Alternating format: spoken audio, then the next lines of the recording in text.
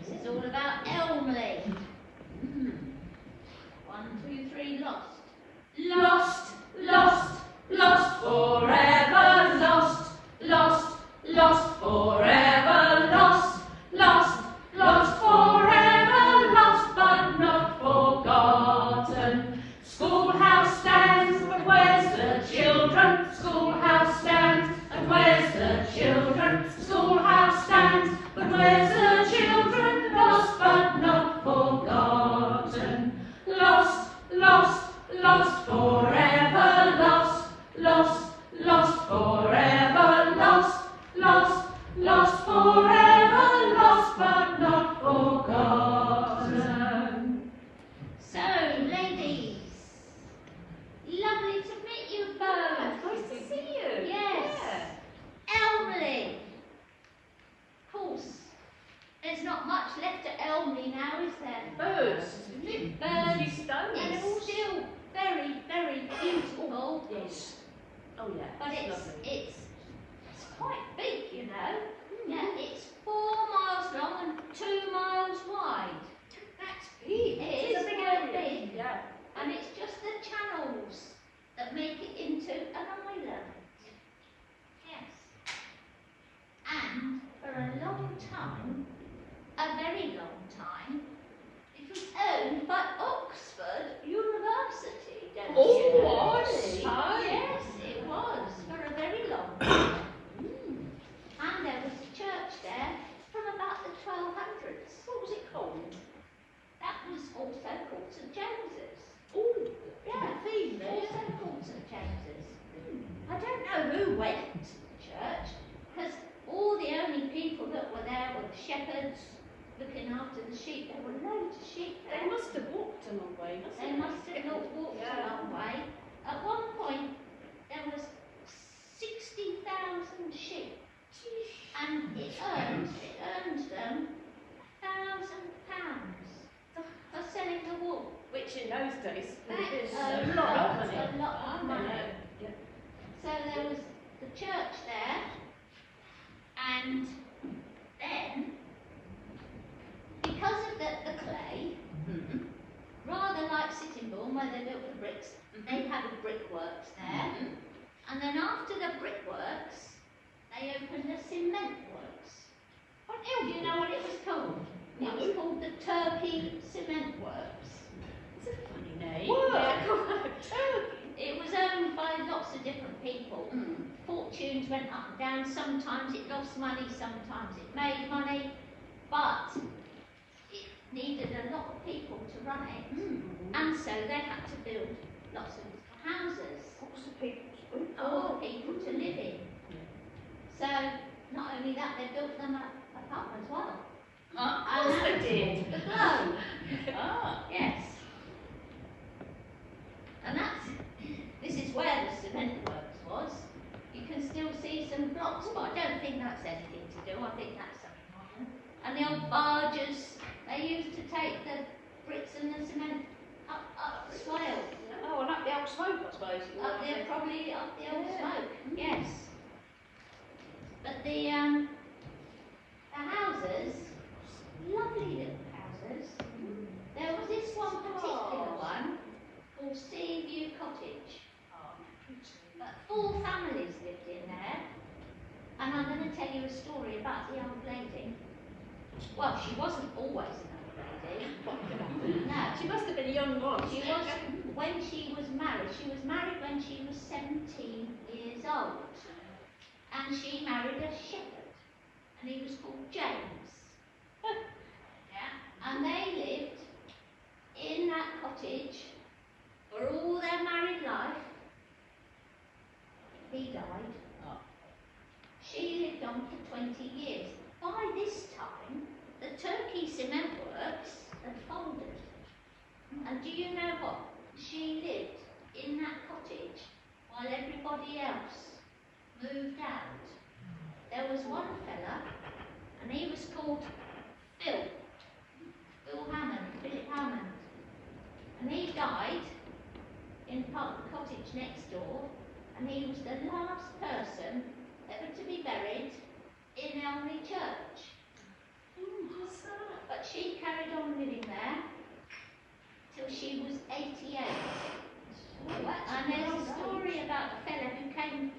to have a look at elderly, and he went into the church, and he found this old lady on her hands and knees, scrubbing the tiled floor.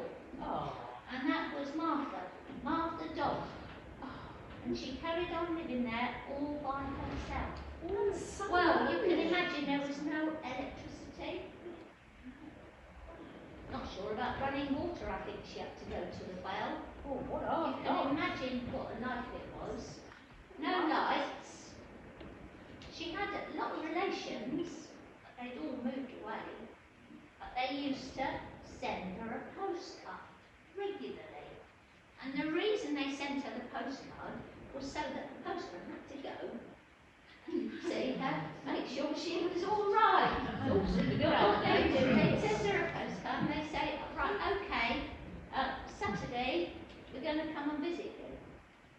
And in the winter, of course, when it got dark, well, you couldn't see and in front of your face, could you? No. Street lights. No street lights, no paths even. So she would always make sure she put a lamp outside, and the people would have to walk across the marshes and see the light and get to her house. That sounds really scary. Really scary. But what they always did, anyone that visited her, they'd always chop her wood for her. Oh, good. Because of course that was the only heating. Yes. Yeah. Eventually, she did get taken away. Oh, bless her. It was only a couple of years before she died. Suppose she pined Oh, away. God's, yeah. And that's all that's left of Seaview Cottage. Just, yeah. And there's no ruins of any of the other houses. The only thing that there's ruins of is the school. Oh, they took the church, didn't They they? took the church, Church down. all the stones from the church, they took them away. How come they built a church, a school then? Oh well, now the children,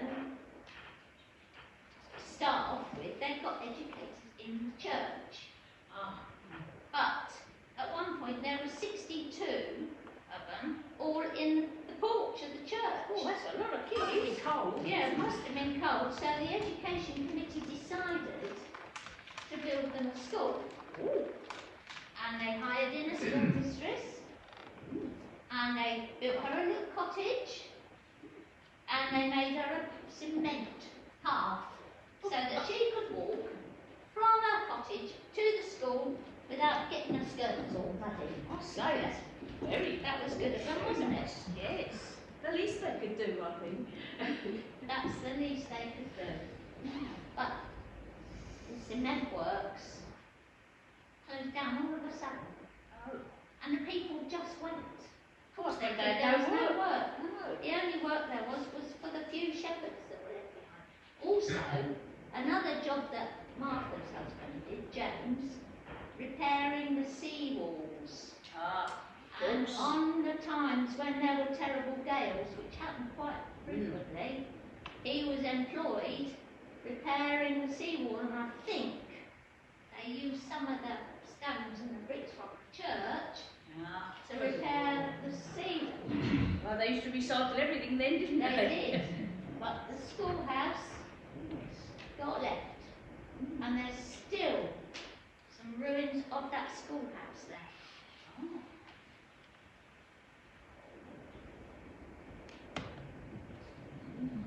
Yep. And do you know what they used that schoolhouse for? Oh, I reckon know you this. know, Yeah, don't they you? used it for a cattle shed at one point. They yeah. did. Oh, I remember in the church. The I church think they used the church Yeah, and well, needs must, I suppose. So they pulled the church down, but they took the gravestones, and they took the gravestones over to East Church. So I think that's where they are, but I think the bodies are still buried. That's pretty So big. it's quite, yeah, it must be quite creepy. It's a beautiful place. Yes. There was one family there that did the farming, and they were called the Gransdens. And they lived there for a long time. And there's still all the little on the benches, there were the tombstones, but they all got thrown over. Oh, that's a shame. But you can still see the little plaques. One of them was called Queenie. I think there's going to be another Queenie later on in our story. Yeah, yeah. Very bleak, very beautiful. Oh, very atmospheric. And birds singing, lots and lots of birds singing on the edge. Yeah, beautiful.